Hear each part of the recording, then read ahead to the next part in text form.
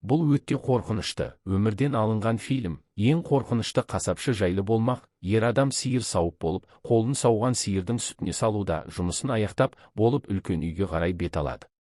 Екінші этажына көтеріліп, билеп жатқан қыздарды жартылай ашық тұрған есіктен сығалап қарауда. Қарап тұрған уақытта аяғының астындағы пол сықырлайды. Оны естіген қыздар елең етіп есікті ашып еді, ешкімді таппады. Келесі күні Эдди кафеге келеді. Ол әдемі екі қызды көріп танысқысы келіп сөзге тартады.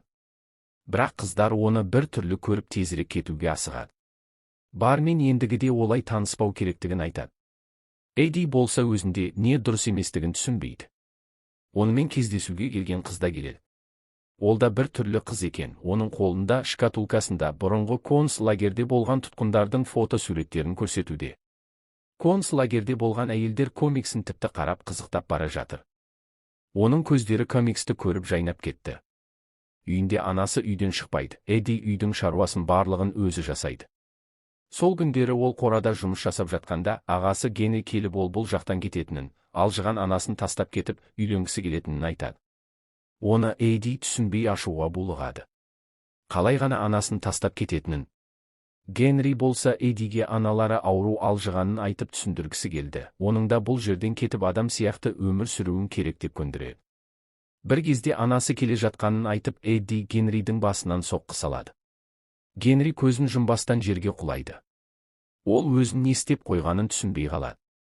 Артына қарап еді Генри тұрып, бұл сенің әзілің болар деп қорадан шығып келеді. Кешкі астарын ішіп отырғанда анасы ағасын ренжітпеуін айтады. Келесі күні ол қораға барса ағасының денесі жерде жатыр. Ол ағасынан кешірім сұрап денесін алып шығып өртеп жібереді. Анасына барып полиция шақыруын өтінеді. Полиция келіп Генридің денесін зертханалық тексеріс жұмыстарын жүргізіп, ол түтіннің иісіне иістеніп өлген деген тұжырым жасайды. Анасы ұлы өлгеннен кейін инсульт алып денесінің бір жағы жұмыс жасамай қалады. Ол фермаға барып жұмысшыдан қарызын алуға ұлымен бірге барып, қарызын ала алмай сол жерде ашуланғаннан құлап о дүниеге аттанады. Эдди жанына жақын адамын жоғалтады. Бірақ үйіне келген соң сонда да анасының дауысы оны тастап кетпегендей елестей береді. Ол анасының бейітіне барып оны қазып алмақшы болады. Бірақ анасының гробын қазып ала алмай, жанында жатқан бейітті қазып оның ішіндегі мәйітті алып кетеді. Алып келген мәйітке көзі тоймай қарап отыр. 1959 жылы кинорежиссер Альфред Хичкок осы болған оқиғаны жазған жазушылармен кездесіп, олардан Генри жайлы көбірек білгісі келеді. Жазушы Генри жаңа әйелдердің мәйіттерін қазып ала бергенін айтады. Оған әйелдердің терісіне қатты қызыққан.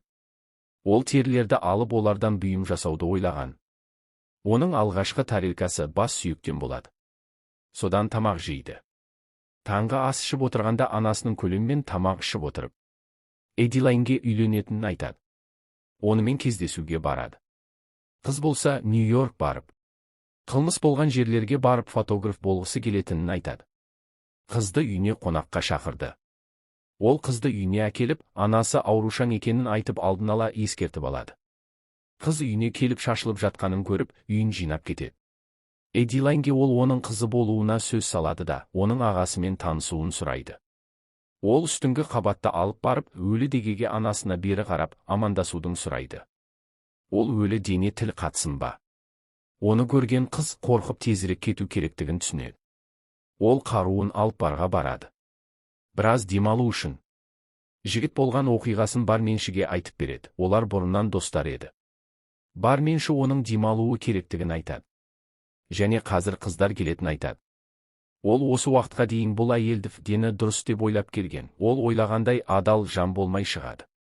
Ол дәретханаға барып келіп, әйелді қақ шекеден атып түсіреді. Ол ақшаны және әйелдің денесін алып шығып кетеді.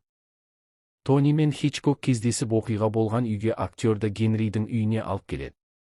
Оны сомдайтын адамның үйін барып қалай тұрғанын өз көзімен көріп сезінуі керек. Үйінде толған адам қаңқасының бас сүйектері. Тіпті денең түршігеді. Актер ондай фильм түсіруге рұқсат бермейтінін айтады. Хичкок ол жағынан алаңдамай, осы рөлді ойнай алуың керексің дейді. Энтони мен бас кейіпкердің ұқсастықтары бары екеуінде бір түрлі. Энтони келісімін береді. Қайтадан Генриге оралайық. Генри анасының киімін киіп алып, Эдилайнге келіп, душ қабылдап жатқан жерінен оны аяусыз өлтіріп кетеді. Бұл жерін көріп отырған көрермен өздерін жайсыз сезініп, кейбіреуі тіпті залдан қашып шығады. Ал Хичкок болса өзінің дегеніне жеткен сияқты, ол адамдарға жеткізе білді. Фильм әрине қорқынышты жерлерін көрсете бермеді. Болмаса түсіңізге кіріп жаман боларсыз. Келесі көретін қысқаша шолу. Жасы келіп қалған әйел адамның ерлі зайыптылардың қылмысына куәгер болып, олармен қалай күресіп, жеңілеме жеңіп шығама бірге көрейік. 2025 жылы шыққан «Замерзание» фильміне болмақшы. Ерлі зайыптылар жас қызды қамап ұстауда. Басты рөлдегі ханым барып Хильда өзеніне барып балық ауламақшы. Көлігін жанармайға толтырып алып, жолға шығады. Жолда тоқтап құлағы тапаншаның атқанын естиді. Ол жақта бір үйді кезіктіріп, өзенге барар жолды сұрамақшы. Жол сұрасып өз жөніне кетеді. Кезінде күйеуімен жас кезінде осы жерге келіп, балық аулайтын болған екен. Балық ұстап ойға шомылып кеткен уақытта, тапаншаның даусымен ер адамның айқайына елең ете қалады. Тез арада көлігінің жанына барып тығылып қараса, бағана жолыққан ер адаммен қолы байланған қызды көреді. Оны тапаншамен қорқытып алып кетеді. Полицияға хабарласамын десе сет жоқ. Алаңдап бұл жерден қайтуға асығады. Бірақ көлігі тұрып қалады. Үйдің жанына келіп, иелері кеткенін күтіп тұрады. Олар кетісімен үйге кіре алмайды. Жер төледе дыбысты естиді. Жер төледе отырған қызға көмегін бермекші. Жер төледе отырған қызды босатпақшы, бірақ кілті жоқ. Ізін жасыруда. Ол қожайынның әйелі келіп қалып, барып ханымға дәлдейді. Барап ханым әйелден құтылып шығып орманға қарай қашады. Бұл ерлі зайыптылар жас қыздың органын алып оның денесін өртеп жібермекші екен. Бұл отбасында әйелі билейді екен. Еркегі соның айтқанымен жүретін болып тұр. Барып ханым сақинасын жоғалғанын көріп ол жаққа картадан келеді. Барып ханым үйге келсе қыздың ізінде таба алмай қалады. Көлікте тапаншаның оғын көріп алмақшы. Қораптың іші бос екен.